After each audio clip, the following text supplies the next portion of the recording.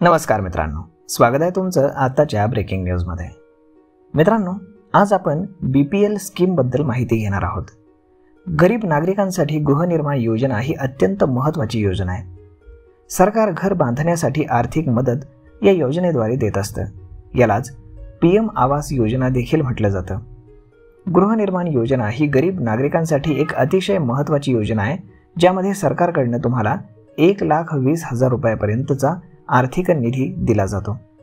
या गृहनिर्माण योजनेमध्ये गरिबांना राहण्याची घराची व्यवस्था करण्यासाठी 1,20,000 रुपये दिले जातात। गृहनिर्माण योजनेची नवीन यादी वेळोवेळी प्रसिद्ध केली जाते। सध्या BPL मोफत आवास योजना यादी 2024 ही अधिकृत वेबसाईटवरती तपासली जाऊ शकते।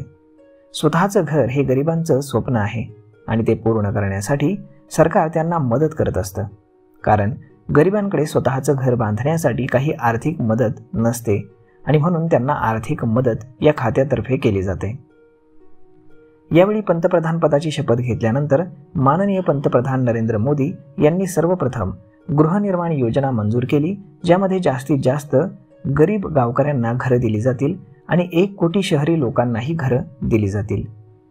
BPL मोफत आवास योजनेसाठी तुमची पात्रता त्यासाठी असावी लागते आणि मगच तुम्हाला ते घर मिळतं।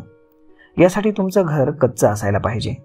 त्यानंतर तुमच्या घरात एकही सरकारी कर्मचारी नसावा आणि तुमच्या कुटुंबाचं वार्षिक उत्पन्न हे 2.5 लाख रुपयांपेक्षा कमी असावं।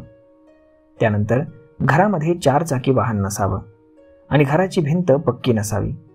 कोणतीही खोली तुम्ही कॉन्क्रीटची बनवू नये।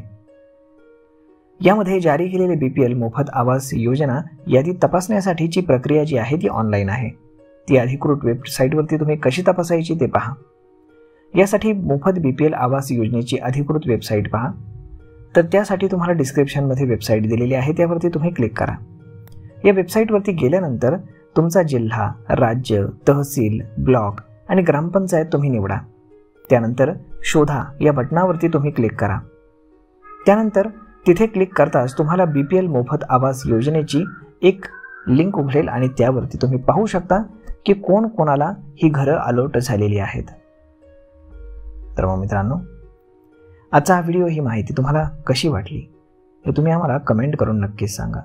आणि जर तुम्हाला हा व्हिडिओ आवडला असेल तर आपल्या जवळच्या मित्रमंडळींसोबत देखील हा व्हिडिओ तुम्ही शेअर करायला विसरू नका। धन्यवाद।